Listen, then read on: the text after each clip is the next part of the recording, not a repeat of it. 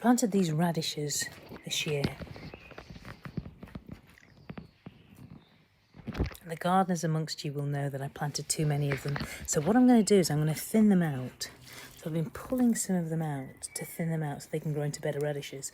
But I'm going to make a brilliant dal with radish tops. We love radish top dal. Yeah, I'll wash those and cook them later.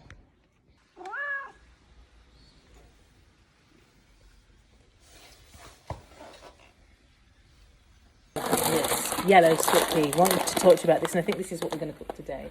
And look, we're going to use this spice, and I'm going to talk to you about her. Yellow split peas, obviously they haven't got a shell on them, so we're going to cook them according to vegan principles, which is simply a little bit of oil, the seed spice fried, remember, and the mother and father of all curries, turmeric and chilli. That's it. So simple.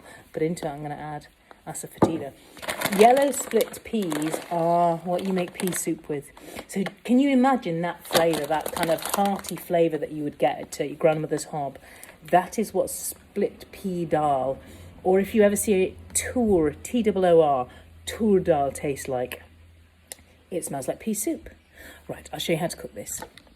Okay, so we're going to cook our lentils now. The best way to cook dal, honestly, is a pressure cooker. There's so much I want to talk to you about. So one of the things I want to talk to you about is hing or asafoetida. The other thing is pressure cookers, because I think they'll save the world. Into it we put our dal. Can you see I'm not washing it? Lots of people ask me about washing things like dal and washing rice. You know, when they come in these beautifully hermetically sealed bags, you don't need to wash them, you don't need to worry about that. In India, this would be sold in big pots in an open street market. Of course then you need to wash it. So I'm putting about an inch worth of dal in. Into that I'm going to put, because it's always easy and good and health giving to lose a whole tin of tomatoes in anything, and you can lose it in dal beautifully. So your 5 a day that you want to get down your family, that's one way of doing it. So far lentils, tomatoes. Into this I'm going to put a little teaspoon and a half, you see that, of turmeric, and then I am going to put double the amount of water in. This business about how much water, don't worry, keep about an inch of water above the top, or an inch and a half, 2 inches, something like that. You can't go wrong, because remember with dal, as it cooks, you could have it like porridge, like my dad liked it, or you could have it like Munman, Auntie Gita you call her, has it, which is where the lentils are separate to the water. The way that we marshal the amount of water and the consistency of that dal is just by simmering it. If you want it stodgier, simmer, simmer, simmer, simmer, add more water. If you want it lighter, then you just finish the cook earlier. But always just you're adding water, you're playing with it. But usually it's about double and double. So I'm going to put that on the hob, and then we're going to create the temper. So far, so easy. Lid on. You ready? Okay, you can see Bear in the background there. Can you see her? Okay, I want to talk to you also about ghee and when we use it. And in Mowgli, we have a complete ban on ghee. We never cook with ghee. The only place that we would use ghee, and this is the key, is to dress the temple dal. And that's when it is the non-vegan temple dal. So that's the only place, and that is what we do. We use ghee to dress dals, because ghee gives you that real depth, that finishing touch depth of flavour. It is the taste of luxury in our view. So usually when I'm cooking ghee, I would start with oil. I just put a little bit of oil in the pan to fry my spices in. But at the end, if I want a luxurious dish, I would add a good teaspoon or tablespoon of ghee to the whole thing. And that's when you're not having meat. If I'm just having dal and rice and some vegetables, I feel as though, you know, calorifically, it's justified. And I always think like that. You've always got to think about how many calories you're pouring into each meal. You just do. I'm raising a family. That's the least I could do, I think. Okay, and then I want to talk to you about these 2 other things. Here we go. So we've got chillies, and I know I repeat myself, and forgive me, but I would forget things if I was shown them on a video. 2 types of chilies that we're going to talk about. One is the big one, banana chilies they're called. They're so gorgeous. They just give you that taste of chlorophyll, but very little of the heat. So if I was going to cook with this, I'd put the whole thing in chopped. Or finger chilies. These are hot little blighters. And what you would do with those, you simply pierce and then put it in the oil and it would fry. You then get the flavour, but you're not getting so much heat.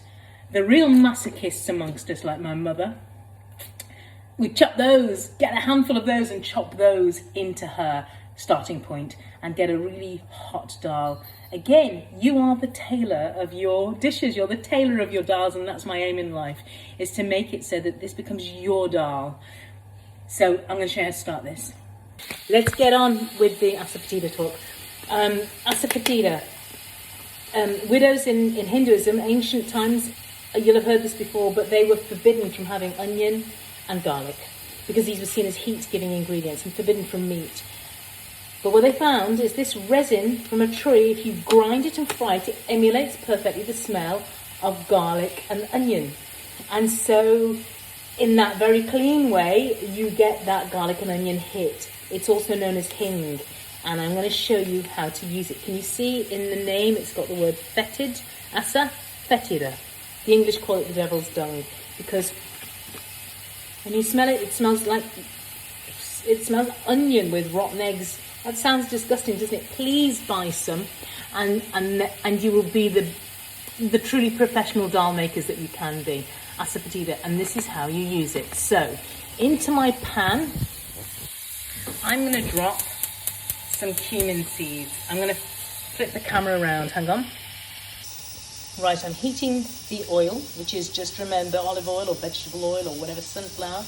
And into that, this is that sacred moment in Indian cooking. You are going to drop the cumin seeds. So about 1.5 teaspoons of cumin seeds, just leave this on. And now, this is really important. Nothing else goes on. So when I train my chefs in the kitchen, that moment, they cannot talk to anyone else. They do not look at anyone else. They understand how this is the holy of holies, what is going on inside this pan.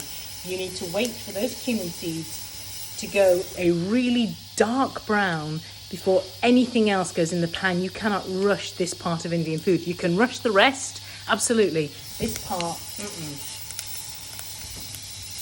Right, now that they are getting a nice deep brown, and you will smell the difference. The smell goes from tomcat to nutty and citrus. That's how you know cumin seeds are fried. Right, I'm going to kill the heat. And into that, I am going to drop a teaspoon of my asafoetida or my hing. And it goes like this, but the heat's off. And can you see how immediately it starts to spark up, yeah? Right, and that's done. That asafoetida is done as soon as it starts to turn white. And then it'll turn brown. You know it's done. Put the heat back on that. Be careful because you don't want it to burn. Right, now I'm going to drop in my pierced chilies. Okay? There we go.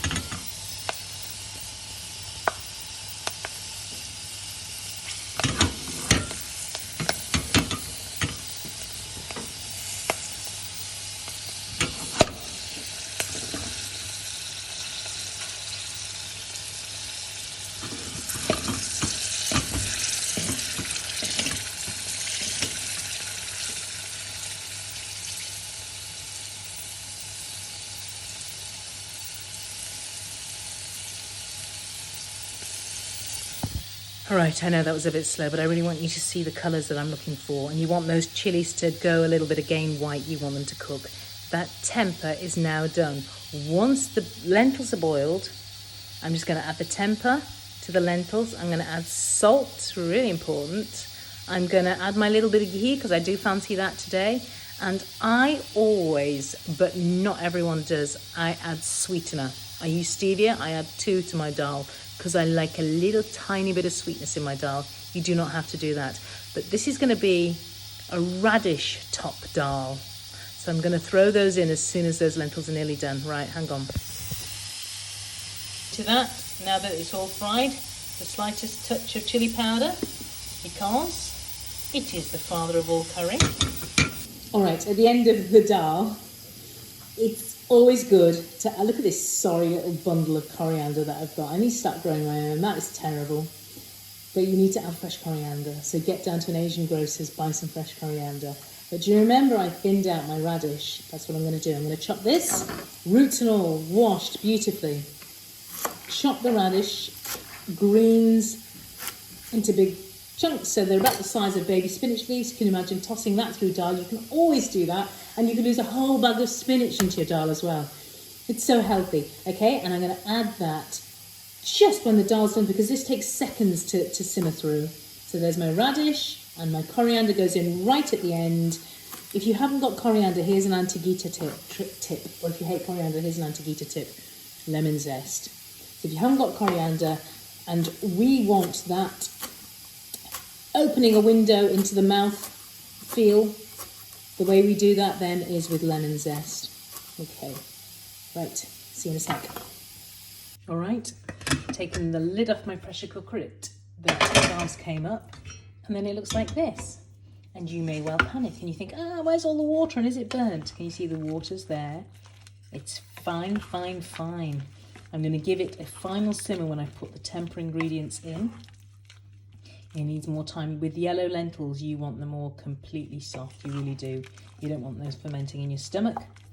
Right, into that, I'm going to add my temper ingredients. These have gone cold, and that's a really clever way of doing it, because then it's less dangerous. You know, you don't want to be adding hot oiled things into liquids. So wait for it to go cold, don't be afraid. You'll see the more nimble and brave Indian chefs adding it all and juggling the flames. Don't worry about that. Wait for it to go cold, add it in. Right, I'm now going to add in my radish, all of that, not my coriander, that goes in at the end. I'm going to stir that through, and I'm going to simmer this for another, probably another 5 minutes, because I want those lentils done. I could even put the lid back on, but I'm not. I'm just going to simmer it and watch. And as soon as it's done, I'll put my salt in. Where are you? You're there. That'll do, won't it? Let's get it back on. Salt and sweetener is going to go in. Simmer, simmer, simmer. And the last touch always with dal is to think about whether you want a bit of lemon in. I very rarely make dal without lemon. It's that ultimate wake up, especially with something as sleepy as dal.